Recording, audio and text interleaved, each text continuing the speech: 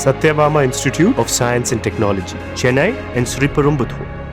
செங்கல்பட்டு அரசு மருத்துவக் கல்லூரி மருத்துவமனையில் இலவச கழிவறைக்கு செல்லும் பெண்களிடம் மருத்துவமனை ஒப்பந்த ஊழியர்கள் கட்டணம் வசூல் செய்வதாக புகார் எழுந்துள்ளது.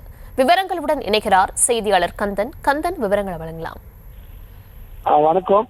செங்கல்பட்டு அரசு மருத்துவமனையில் இலவச கழிவறைக்கு செல்லும் பெண்களிடம் 10 ரூபாயிலிருந்து 20 ரூபாய் கட்டணம் வசூல் செய்வதாக தொடர்ந்து புகார்கள் வந்த வண்ணம்.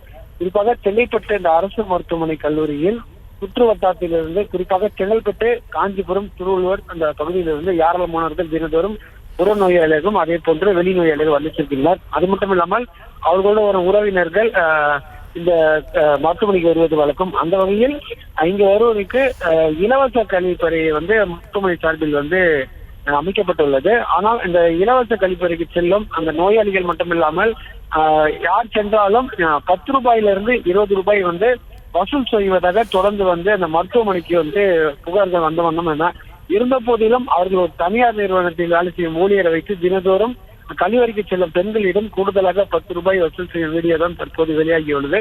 இது சம்பந்தமாக பல முறை நிர்வாகத்திடம் புகார் அளித்தும் எந்த ஒரு நடவடிக்கையும் எடுக்கவில்லை என கூறப்படுகிறது. அது மட்டும் இல்லாமல் அந்த கழிவறைக்கு செல்லும் பெண்கள் துர்நாற்றம் தாங்க முடியாமல் மூக்கை பொத்தி செல்லும் இந்த கழிவறைக்கு எதற்கு 10 ரூபாய் வழங்க வேண்டும் என ஒரு கேள்வியை முன்வைத்துள்ளார். எனவே கல்லூரி நிர்வாகம் இது போன்று செயலில் ஈடுபடும் நபர்கள் மீது கடுமையான நடவடிக்கை எடுக்க வேண்டும் என ஒரு கோரிக்கை விடுத்துள்ளது. விவரங்களுக்கு நன்றி.